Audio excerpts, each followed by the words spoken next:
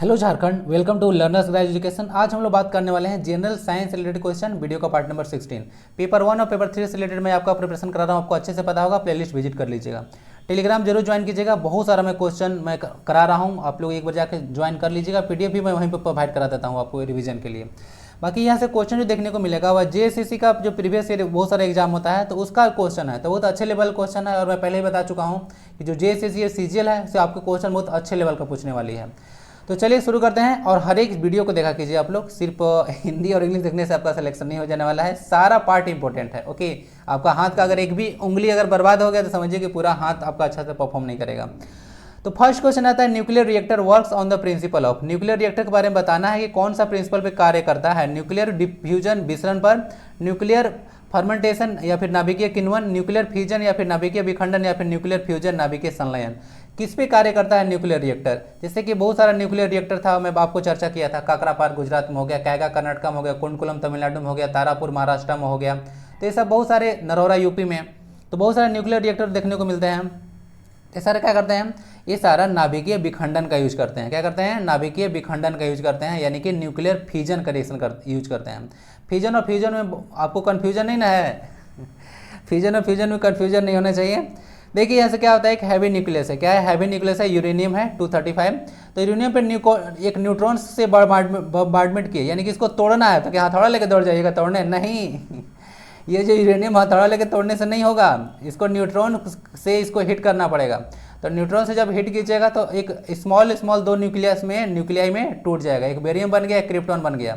अब यहाँ से एनर्जी भी जनरेट होता है। तो यही सारा जो यूज है आप लोग देख सकते हैं, न्यूक्लियर फ्यूजन होता है। क्या होता है? यही न्यूक्लियर फ्यूजन है, जिसको आप लोग नाभिकीय विखंडन कहते हैं। ओके, तो यही सारा है नाभिकीय विखंडन। समझ गए? तो इसको हम लोग यूज कर सकते हैं, इसको कंट्रोल रिएक्शन होता है, इसको हम लोग कर सकते हैं। और एक क्वेश्चन और आएगा इस पर, तो फिर से डायग्राम वहाँ से देखने को मिलेगा, तो वहाँ पे बाकी चीज़ें डिस्कस करेंगे। आंसर क्या हो गया? Nuclear fusion. और नाभिकीय संलयन क्या होता है? नाभिकीय संलयन होता है, तो चलिए डिस्कस कर दूंगा बाद में। सन का सोर्स होता है, या हाइड्रोजन बम जो बेस्ड है प्रिंसिपल पे, वही है। पता है ना, जापान और नागासाकी में न्यूक्लियर बम गिराया गया था आपको। एलिफैटिक हाइड्रोकार्बन सर्कल में क्वेश्चन डिस्कस किया था साइंस का, उसमें क्या बताया था आपको कि जो नाभिकीय विकिरण होता है तो उसमें सबसे पहले आपका कौन सा पार्ट को अफेक्ट करता है? सबसे पहले तो होता है आपका आंख ना। चलिए यहाँ से अब दूसरा क्वेश्चन देखते हैं। एलिफैटिक हाइड्रोकार्बन्स क्या होता है? एलिफैटिक हाइड्रोकार्बन्स क्या क्या होता है? सेचुरेटेड हाइड्रोकार्बन्स या फिर अनसेचुरेटेड हाइड्रोकार्बन, संतृप्त अणु या फिर असंतृप्त अणु या फिर हाइड्रोकार्बन बोलना है, जो बोलना है आपको बोलिए। तो एलिफैटिक क्या क्या होता है? ओनली वन, ओनली टू, या फिर बोथ 1 and 2, या फिर नाइदर 1 nor 2। सारा क्वेश्चन जेएसएससी के प्रीवियस ईयर एग्जाम में है। करने का मतलब है कि अलग अलग एग्जाम में, बोर्ड तो एक ही है ना, जेएसएससी सीजीएल के एग्जाम कराता है, एएनएम वगैरह सारा देखे होंगे, बहुत सारे एग्जाम कंडक्ट, एसआई वगैरह का हो गया, तो सबके एग्जाम जेएसएससी करा रही है। तो अलग अलग एग्जाम में पूछता है, तो क्वेश्चन को उलट पलट के सब पूछते रहता है। ओके, तो देखते हैं तो इसका आंसर क्या होना चाहिए? तो इसका आंसर होना चाहिए दोनों ना। जो एलिफैटिक हाइड्रोकार्बन देखने को मिलेगा दोनों होता है, जो सेचुरेटेड हाइड्रोकार्बन और अनसेचुरेटेड हाइड्रोकार्बन दोनों जो होता है एलिफैटिक में आता है। ओके, चलिए एरोमेटिक अलग चीज़ होता है ना। एरोमेटिक आप लोग समझते हैं? एरोमेटिक होता है, आप लोग जो एरोमेटिक कंपाउंड देखे होंगे, जो रिंग जैसा फॉर्मेशन होता है ना, क्या होता है? जो रिंग जैसा फॉर्मेशन होता है वहाँ पे एरोमेटिक कंपाउंड चला जाता है। रिंग जब फॉर्म होता है, पता है आपको? जैसे कि एक जस्ट एग्जाम्पल बताता हूँ, जैसे बेंजीन आप लोग लिखते हैं, क्या लिखते हैं? बेंजीन आप लोग लिखते हैं ऐसे। ओके, तो ऑल्टरनेट आपका बॉन्ड पड़ता है, यहाँ छोड़िए, यहाँ छोड़िए, यहाँ फिर यहाँ छोड़िए। ओके, तो ये बेंजीन होता है, आप लोग ऐसे भी लिखते होंगे बेंजीन को। ओके, टेबल वाले अच्छे से याद है ना, गलत तो नहीं बता रहा हूँ ना तो यही बेंजीन होता है, फार्मूला C6H6 होता है। तो ये एरोमेटिक कंपाउंड में आ जाएगा, एलिफैटिक में नहीं आएगा। ओके, तो इस तरह से चीज़ होते हैं, तो समझ लीजिएगा both A and B answer इसका हो जाएगा। बाकी यहाँ से संतृप्त हाइड्रोकार्बन और असंतृप्त हाइड्रोकार्बन क्या होता है, मैं चर्चा करना उचित समझूंगा यहाँ पे। देखिए सेचुरेटेड हाइड्रोकार्बन होता है, सेचुरेटेड पहले बता चुका हूँ कि जो सेचुरेटेड होता है, जिसको आप लोग बोलते हैं संतृप्त हाइड्रोकार्बन, उसमें सिंगल बॉन्ड होता है। क्या होता है? सिंगल बॉन्ड होता है, कार्बन कार्बन के बीच में या कार्बन हाइड्रोजन के बीच में अगर सिंगल बॉन्ड हो तो उसको सेचुरेटेड हाइड्रोकार्बन कहा जाता है। इसका जनरल फार्मूला CnH2n+2 होता है। तो CnH2n+2 किस में जाएगा? ये जाएगा अल्केन में। क्या जाएगा? अल्केन। तो कभी अगर पूछ दिया जाए कि अल्केन का जनरल फार्मूला क्या होगा, तो ऐसे डायरेक्ट भी पूछ सकते हैं आपको। अनसेचुरेटेड में दो पार्ट आता है। क्या आता है? अन जो सेचुरेटेड है तो उसमें दो पार्ट आप लोग को देखने को मिलेगा। अनसेचुरेटेड में दो पार्ट क्या होता है? एक होता है डबल बॉन्ड वाला कॉन्सेप्ट, एक होता है ट्रिपल बॉन्ड वाला कॉन्सेप्ट।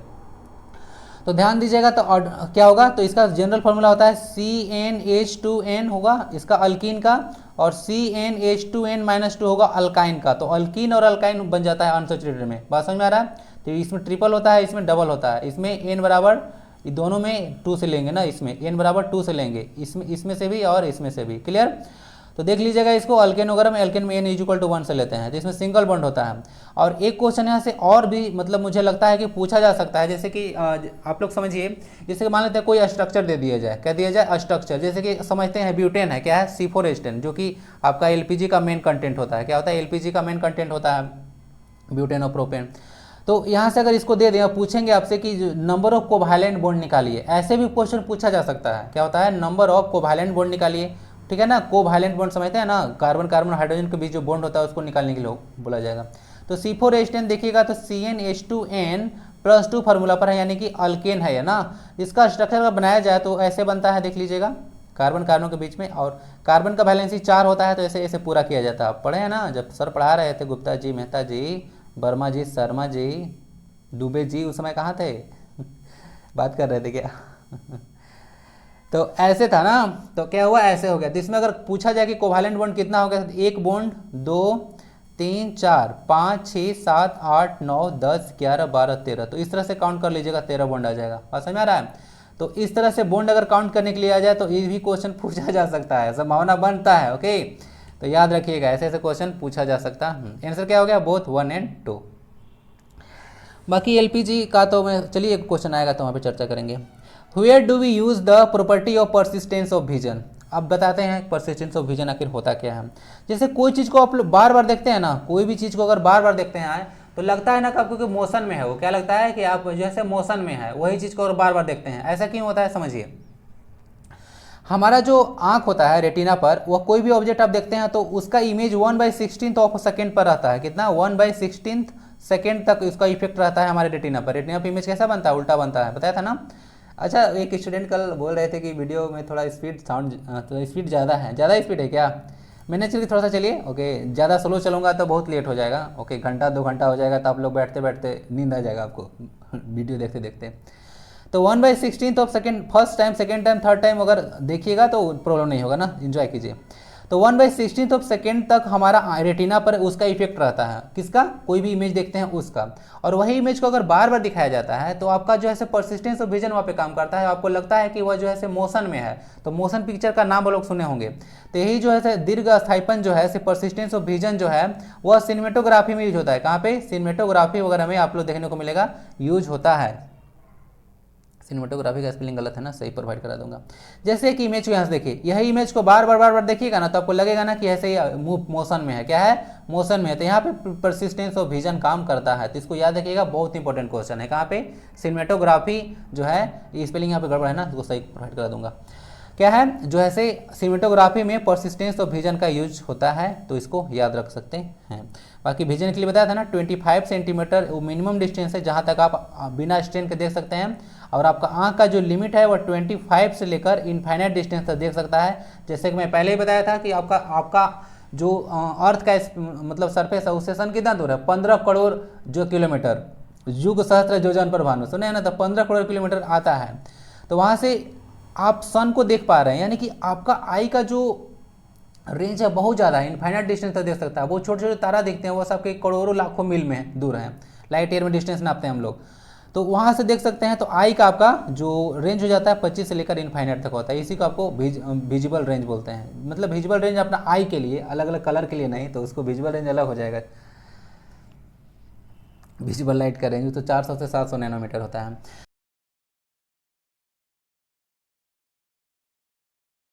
क्वेश्चन 4 देखते हैं, where does the fertilization takes place in human beings? मनुष्य में निषेचन कहाँ होता है? वेजाइना, योनि में, ग्रीवा, सर्विक्स में, फैलोपियन ट्यूब या फिर यूट्रस में। ओके, तो कहाँ पे होता है निषेचन? फर्टिलाइजेशन समझते हैं ना, जब आपको पता होगा कि एक सेल वगैरह और स्पर्म वगैरह मिलता है तो उसको हम लोग फर्टिलाइजेशन बोलते हैं। तो वह होता कहाँ पे है? तो आइए एक फीमेल रिप्रोडक्टिव सिस्टम का पार्ट से आप लोग को समझाया जाता है। तो यहाँ पर देख लीजिएगा, यहाँ पे हिस्सा वेजाइना है, उसके बाद यहाँ से सर्विक्स देखने को मिलेगा, ओवरी वगैरह यहाँ से देखने को मिलता है, और उसके बाद फैलोपियन ट्यूब वगैरह देखने को मिलता है, और ट्यूब इस तरह का। और तो ओवरी 2 होता है, इसमें भी और इसमें भी। फैलोपियन ट्यूब भी 2 पार्ट इधर से होता है।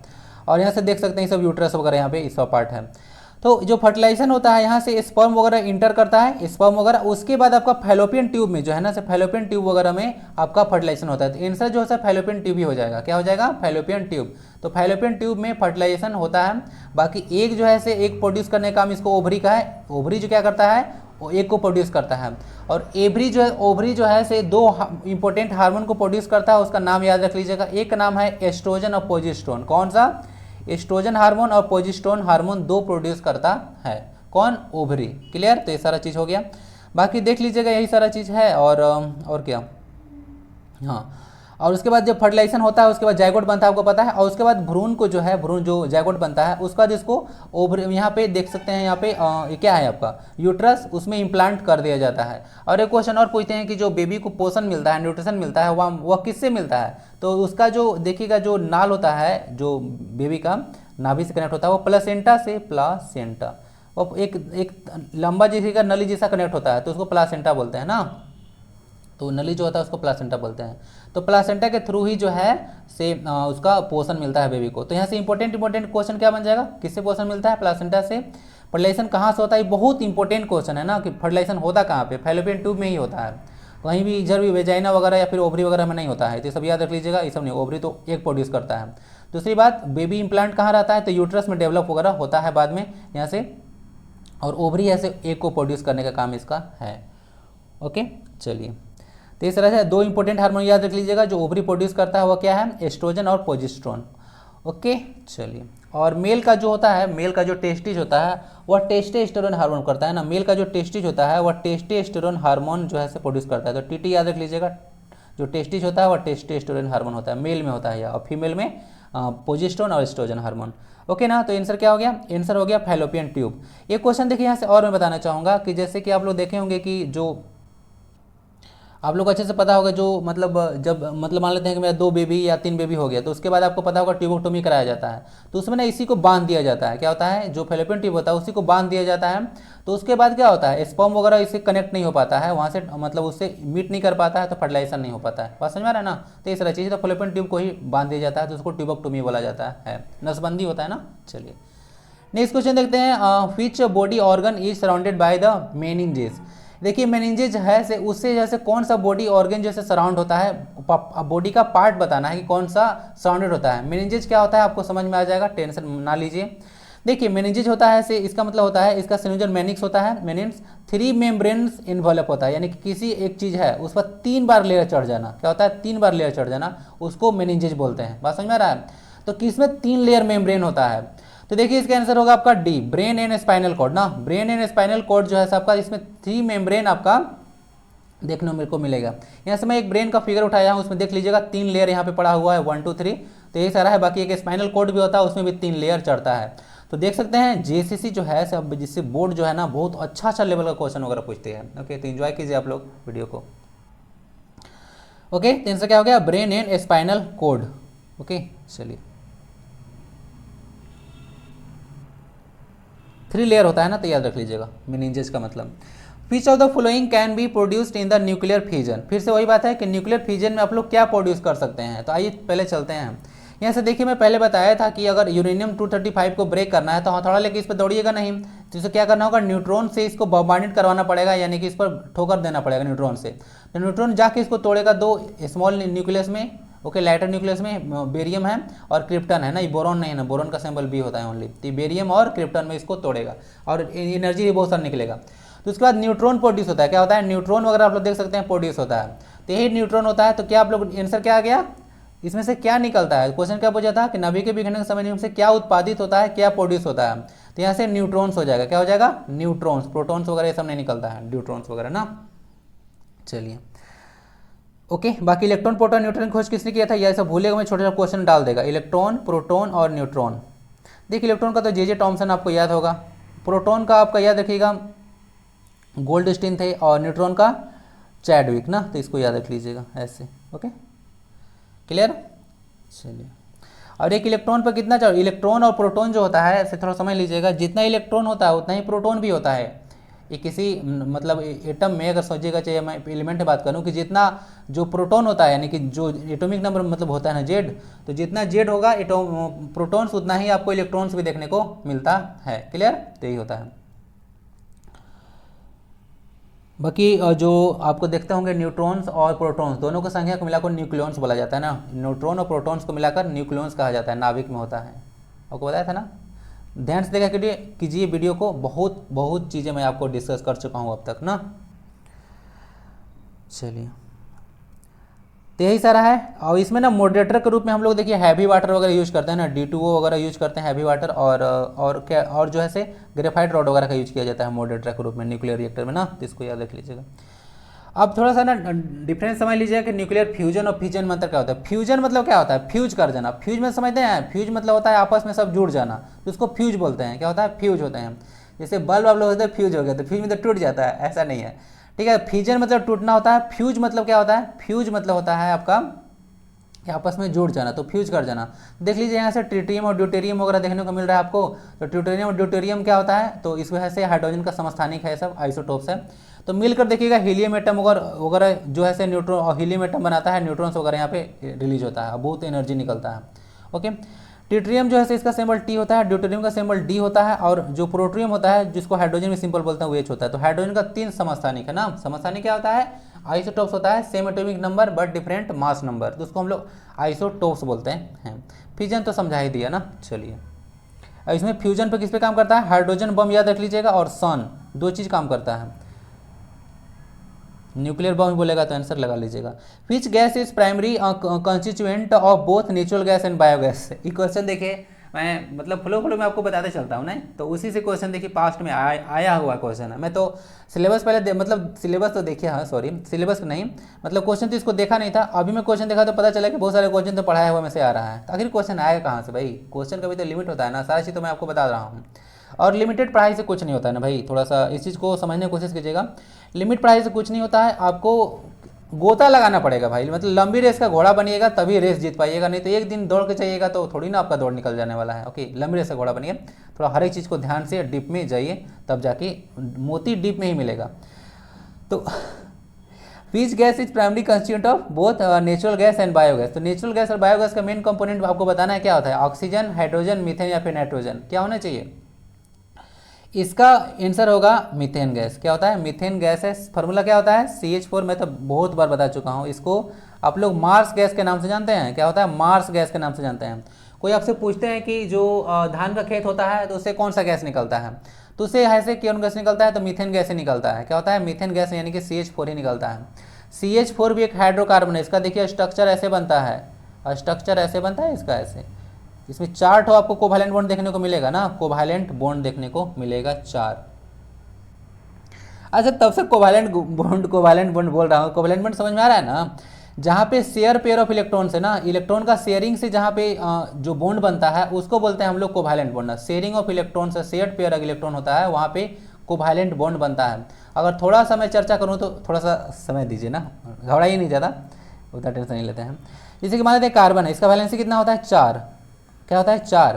तो इसके साथ जो है से कार्बन है, सबको पता है ना, किसी के साथ ना तो इलेक्ट्रॉन किसी को दे सकता है ना ले सकता है, उसका बहुत पीछे रीजन है, उतना डीप में नहीं जाएंगे, जितना जरूर उतना ही पढ़िए। लेकिन एक 4 को हाइड्रोजन के साथ ही क्या करता है? शेयरिंग करता है। क्या करता है कि चलो भाई आओ पार्टनरशिप कर लो हम मेरे साथ, मेरा भी काम बन जाएगा। क्या हो जाएगा? मेरा भी काम बन जाएगा।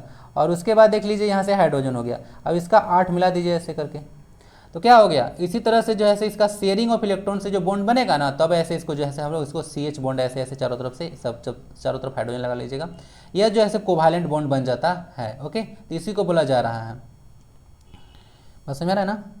आंसर क्या हो गया? Methane gas. ओके, तो मीथेन जो है मेन कंपोनेंट है बायोगैस और नेचुरल गैस दोनों का, तो इसको याद रखा जाए। ये क्वेश्चन ना ऑक्सीजन जो छोटे छोटे बच्चे होते हैं ना, कभी कभी इंटरेस्टिंग क्वेश्चन पूछते हैं कि सर बताइए कि वह कौन सा चीज़ है जो बाहर में फ्री मिलता है लेकिन हॉस्पिटल में पैसा से मिलता है। बाहर में फ्री मिलता है, हॉस्पिटल में पैसा लेता है, तो ये ऑक्सीजन का सिलेंडर था आंसर। तो ऐसे से क्वेश्चन पूछते हैं। आप लोग भविष्य का ईंधन हाइड्रोजन को बोलते हैं ना, भविष्य का ईंधन आप लोग हाइड्रोजन को बोलते हैं, इसको आवारा गैस के भी नाम से जाना जाता है।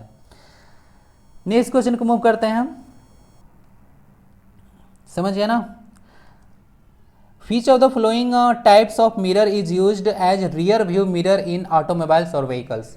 व्हीकल्स में देखिएगा रियर क्या होता है, रियर और बैक होता है, दो चीज़ होता है। रियर मतलब बैक ही होता है, रियर का उल्टा फ्रंट होगा, क्या होगा, रियर का उल्टा फ्रंट, क्योंकि रियर का मतलब होता है पीछे वाला। तो फ्रंट एंड रियर कैमरा नाम सुने हैं ना, तो front end rear camera, rear का मतलब होता है पीछे वाला। तो बोला जा रहा है कि रियर व्यू मिरर, इसको आप लोग हिंदी में बोला जाए तो आप लोग इसको ना पश्च दिश दर्पण बोलते हैं। और बहुत फेमस नाम अगर बोलूँ तो आपको 10th क्लास से याद आ जाएगा, साइड मिरर। क्या बोला जाता है, साइड मिरर में किस दर्पण का यूज करते हैं, समतल उत्तल, जिसको प्लेन करके बोलते हैं, उत्तल दर्पण, अवतल दर्पण या फिर समतल दर्पण।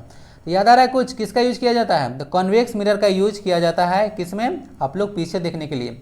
जैसे कि आप लोग देखे होंगे कि जैसे कि दुचक्किया बाइक है ना, तो बाइक के सामने कौन सा मिरर होता है, तो बाइक के सामने, जब मैं छोटा था तो मेरे जब क्लास में टेस्ट हो रहा था तो उसमें बोले थे सर मोटरसाइकिल के आगे कौन सा दर्पण लगा होता है, मोटरसाइकिल जो चालक होता है उसके सामने कौन सा दर्पण होता है, तो मैं वहाँ पे कनकव लगा दिया था, तो गलत हो गया था। मोटरसाइकिल का मतलब होता है दो चक्किया वाहन, तो उनके सामने तो जो मिरर लगा होता है पीछे देखने के लिए होता है, तो वो तो कन्वेक्स हो जाएगा। लेकिन मैं समझा ना कि वो बड़ा बस हो रहा है, तो उस समय कन्वेक्स मिरर का यूज़ किया जाता है, वो देखे होंगे आप लोग, ओके। हाँ, जो बस के सामने जो मिरर लगता है, ऐसे तब प्लेन भी चलता है।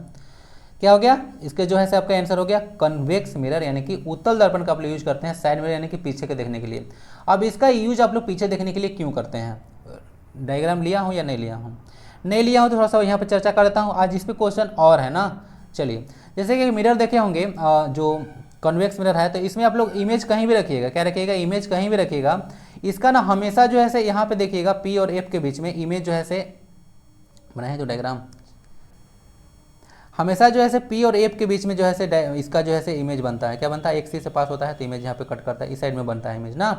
तो पी और एफ की इमेज यहाँ पे बनता है, तो हमेशा किसी वस्तु का छोटा इमेज बनाता है, क्या बनाता है, यहाँ पे बनता है, तो किसी वस्तु का छोटा इमेज बनता है और इसका दृष्टि विस्तार भी अधिक होता है। दृष्टि विस्तार अधिक होने का क्या तात्पर्य है, दृष्टि विस्तार अधिक होने का तात्पर्य है कि यह बहुत बड़े क्षेत्र को, पीछे का बहुत छोटा हिस्सा, बहुत ज़्यादा बड़ा हिस्सा को बहुत छोटा हिस्सा में आपको दिखा देगा। बात समझ आ रहा है, जो बहुत बड़ा हिस्सा को छोटे हिस्से में दिखा जाता है, इसीलिए इसका यूज किया जाता है। और बाकी एक इसका और यूज है, जैसे कि सिक्योरिटी मिरर वगैरह में भी इसका आप लोग यूज करते हैं, उत्तल दर्पण का। ओके, समतल दर्पण का यूज आप लोग ड्रेसिंग मिरर वगैरह में करते हैं। और ऐसे तो देखिएगा तो जो नाई वगैरह होते हैं या फिर नाई वगैरह, तो सब उन लोग को तो अवतल दर्पण यूज करना चाहिए, लेकिन आजकल समतल दर्पण का भी यूज फ्रिक्वेंटली किया जाता है। समतल दर्पण से रिलेटेड क्वेश्चन बहुत इंपॉर्टेंट आता है कि वह कौन सा दर्पण है जिसका जो है वक्रता, त्रिज्या या फिर फोकस दोनों इन्फिनिटी पर होता है, तो वह आपका समतल दर्पण होगा। तो समतल दर्पण का वक्रता, त्रिज्या और क्या बोलते हैं, और जो उसका देखने को मिलेगा जो फोकस ना, दोनों इनफाइनाइट पर होता है, पता ही नहीं रहता उसका। ओके, चलिए क्वेश्चन एक और आएगा ना, चलिए। बाकी कनकेव मिरर का यूज होता है बहुत जगह, ऐसे ना ऑप्शन आगे पीछे हो गया है ना, इसको सही कर दूंगा। ऑप्शन आगे पीछे, आंसर आपका बी है, आगे पीछे ऑप्शन है, थोड़ा सही करके आपको प्रोवाइड करा दूंगा। देखिए, जो आप लोग अवतल दर्पण यूज करते हैं यानी कि कनकेव मिरर, उसका उपयोग आप लोग सर्च लाइट वगैरह में करते हैं, कहाँ पे, सर्च लाइट में करते हैं, डेंटिस्ट के द्वारा यूज किया जाता है इसको। और देखिएगा सोलर फर्नेस है, सौर भट्टी वगैरह होता है, उसमें यूज करते हैं। सोलर कुकर में हम लोग समतल दर्पण यूज करते हैं ना, प्लेन मिरर। ये थोड़ा सा डी को ऊपर और सी को नीचे होना चाहिए। नेक्स्ट क्वेश्चन आता है, the SI derived unit of power, ये बोला जा रहा है कि the SI derived unit of power derived as 1 joule of, derived नहीं, यहाँ पे डिस्क्राइब्ड होना चाहिए, तो दोनों जगह डिराइव्ड हो गया। Described as 1 joule of energy per second. देखिए, तो क्या होता है कि अब किसको जो है आप लोग डिफाइन कर सकते हैं, क्या बोल सकते हैं कि किसको डिफाइन किया जा सकता है, 1 joule of energy per second. 1 joule of energy per second आप किसको डिफाइन कर सकते हैं, डायग्राम है, चलिए।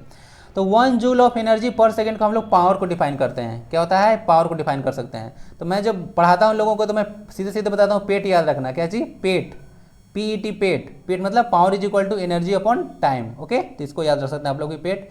वर्क डन जो होता है, जितना आप लोग काम कीजिएगा उतना ही एनर्जी स्पेंड होता है, तो वर्क डन जो है एनर्जी ही होता है। वर्क डन का भी आपको देखेंगे यूनिट जूल होता है और एनर्जी का भी यूनिट जूल ही होता है, पता है ना। तो यही सारा है, तो power is equal to energy by time होता है। तो इसको अगर वर्क डन को या फिर एनर्जी को अगर 1 जूल ले लें, क्या ले लें, 1 जूल, और नीचे टाइम को अगर 1 सेकेंड कर देंगे तो आपको 1 वाट आ जाएगा, क्या आ जाएगा, 1 वाट आ जाएगा।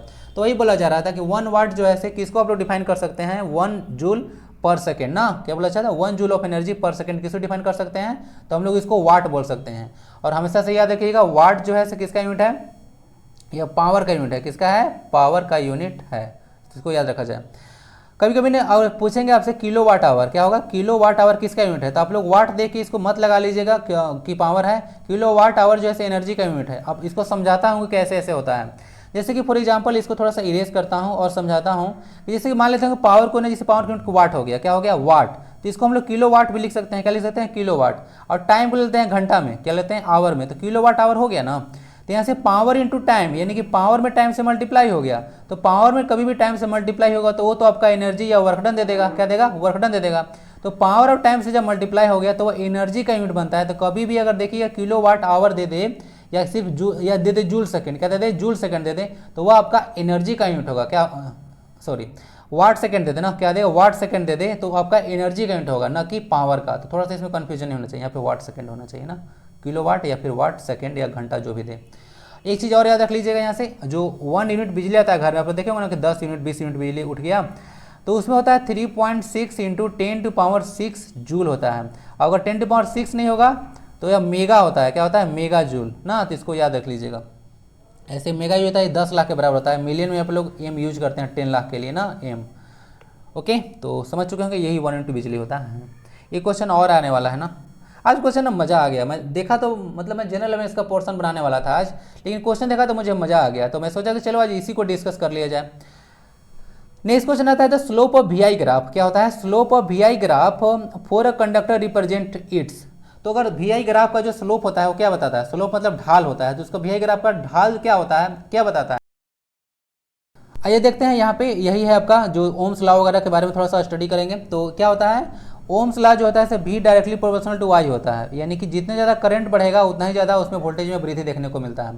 तो इसका जो स्लोप होता है, ग्राफ जो होता है ना, वो रेजिस्टेंस को देता है, कहता है इसका जो ग्राफ देगा वो रेजिस्टेंस को देगा। रिलेशन में होता है V = IR या RI जो बोलते हैं आप लोग, तो V बराबर IR होता है या RI, तो वह किसका देता है, रेजिस्टेंस के कॉन्सेप्ट को देता है। तो आइए थोड़ा सा आंसर को टिक लगा लेते हैं, क्या होगा, प्रतिरोध को देगा। प्रतिरोध और प्रतिरोधकता में आपको कंफ्यूजन नहीं होना चाहिए ना। प्रतिरोधकता होता है आपका स्पेसिफिक रेजिस्टेंस, जिसको आप लोग रेजिस्टिविटी के नाम से जानते हैं या जिसको रो से डिनोट करते हैं।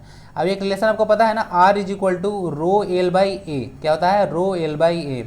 यह रेजिस्टेंस यहाँ से ध्यान से अगर देखा जाए, ये जो रेजिस्टेंस आप लोग देखने को मिल रहा है किस पर डिपेंड करेगा, तो यहाँ तो साफ दिख रहा है, लेंथ पर डिपेंड करेगा, एरिया पर डिपेंड करेगा, और एक नेचर भी होता है, एक टेम्परेचर भी होता है, चारों पर रेजिस्टेंस जो डिपेंड करता है। लेकिन जो प्रतिरोधकता होता है यानी कि रेजिस्टिविटी होता है, जिसको आप लोग स्पेसिफिक रेजिस्टेंस के नाम से जानते हैं, वह सिर्फ नेचर और टेम्परेचर पर ही डिपेंड करता है। तो इसको याद रखिएगा, क्लियर। चलिए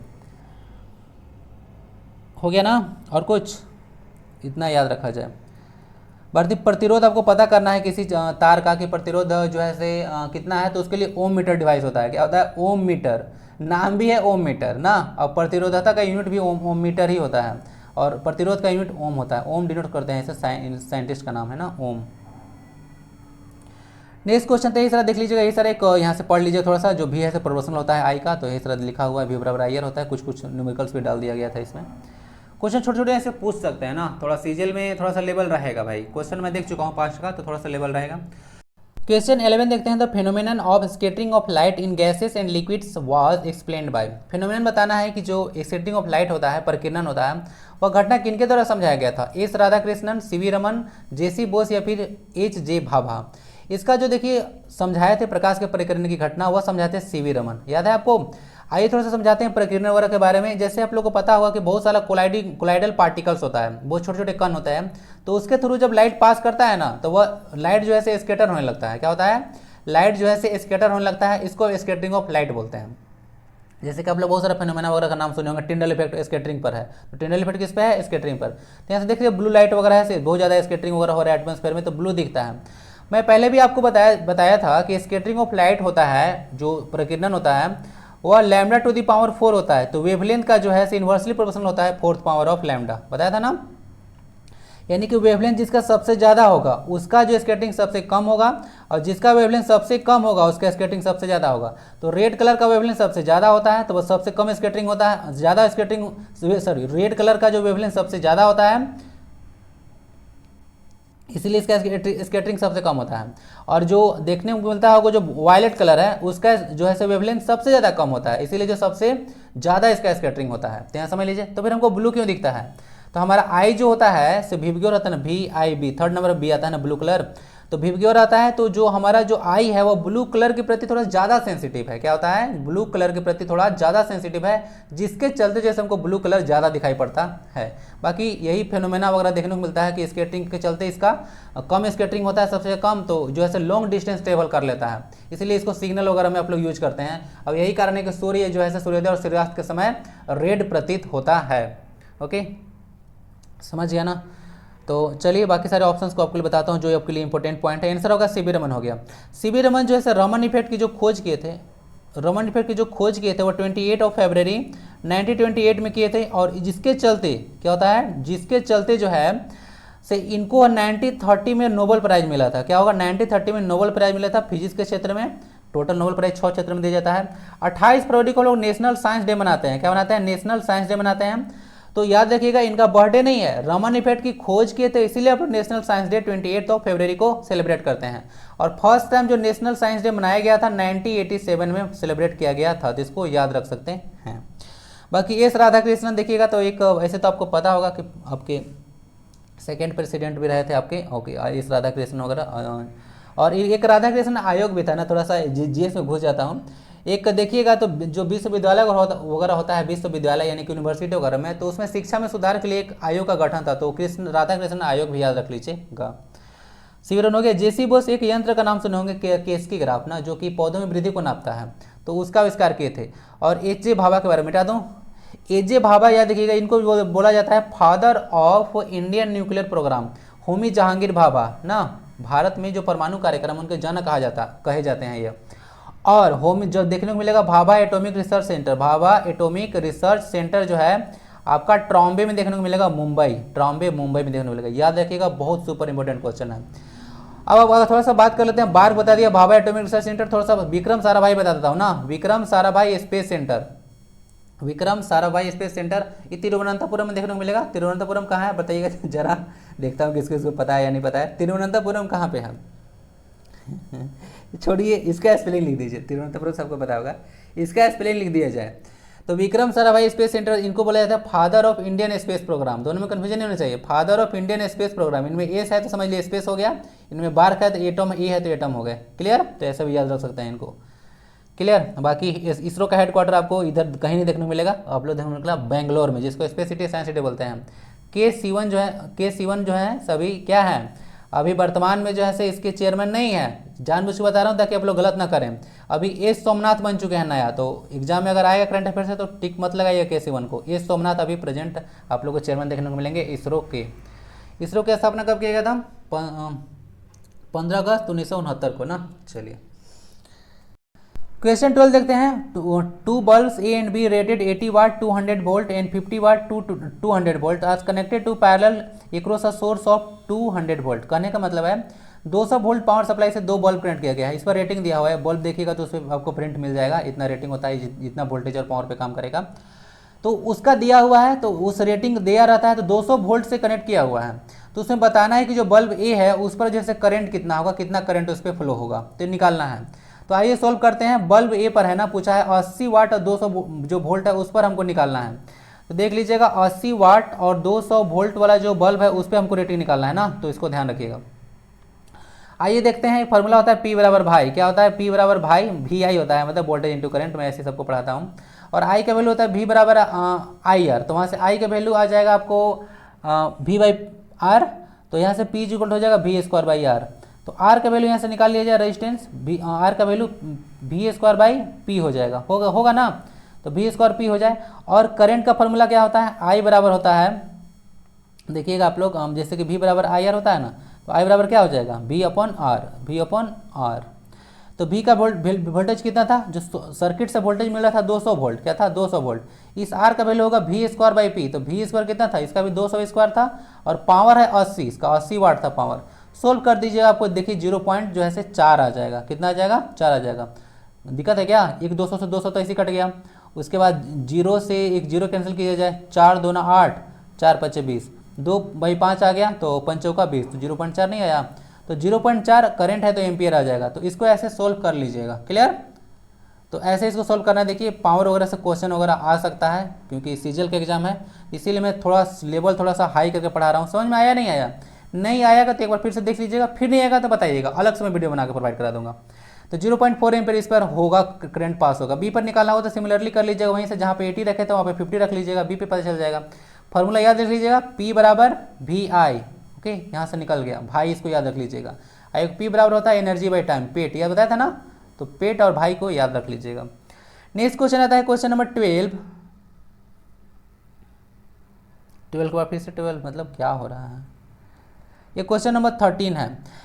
the refractive index of glass with respect to air, बोला जा रहा है कि ग्लास का एयर के रेस्पेक्ट में जो रिफ्रैक्टिव इंडेक्स 2 है, the critical angle for glass air interface कितना होगा। आइए बताते हैं कि वायु के सापेक्ष कांच का अपवर्तनांक कितना है, 2 है। तो कांच वायु जो अंतरा पृष्ठ है उसके लिए क्रांति कोण का मान क्या होगा, क्रिटिकल एंगल यानी कि थीटा सी पूछा है आपसे। आईसी का चैप्टर है ना, 10th में आप लोग नहीं पढ़े होंगे। देखिए उतना डिटेल में हम लोग नहीं जाने वाले हैं। हम लोग देखिए आपका N1/N2 का रेशियो दिया हुआ है, क्या दिया हुआ है, N1/N2 का रेशियो दिया हुआ है 2, और हमको क्रिटिकल एंगल निकालना है, तो यहाँ सीधे थीटा सी जो है उस पर रख लेंगे। तो जो यहाँ पे थीटा निकलेगा हम लोग का वो कितना आ जाएगा, साइन इनवर्स 1/2 आ जाएगा, क्या आ जाएगा 1/2। और साइन इनवर्स 1/2 का वैल्यू कितना आ जाएगा, साइन इनवर्स 1/2 का वैल्यू आ जाता है आपका 30 डिग्री। अब कैसे, 1/2 का वैल्यू साइन 30 होगा और साइन इनवर्स कट जाएगा तो 30 डिग्री आ जाएगा। आंसर लगा लीजिए ऑप्शन नंबर ए। क्लियर, कोई दिक्कत है क्या। यहाँ से साइन इनवर्स हो जाएगा, तो साइन इनवर्स हुआ ना, साइन इनवर्स और साइन 30 डिग्री, तो साइन इनवर्स साइन 30 कितना हो जाएगा, ये सब कट जाता है लेकिन काटा नहीं जाता है, तो 30 डिग्री बच जाता है, कैंसिल हो जाता है। सब रूल होता है इनवर्स ट्रिग्नोमेट्रिक फंक्शन का, आईसी वगैरह में पढ़ना है। तो 30 डिग्री आपका आ गया, उतना ज़्यादा टेंशन लेना है। अगर यहाँ से समझ में नहीं आया होगा तो देख लीजिए, इसको ऐसे भी याद रख लीजिएगा, जो साइन थीटा बराबर जितना एंगल आया सो, क्या आता है, साइन थीटा बराबर जितना एंगल आया सो,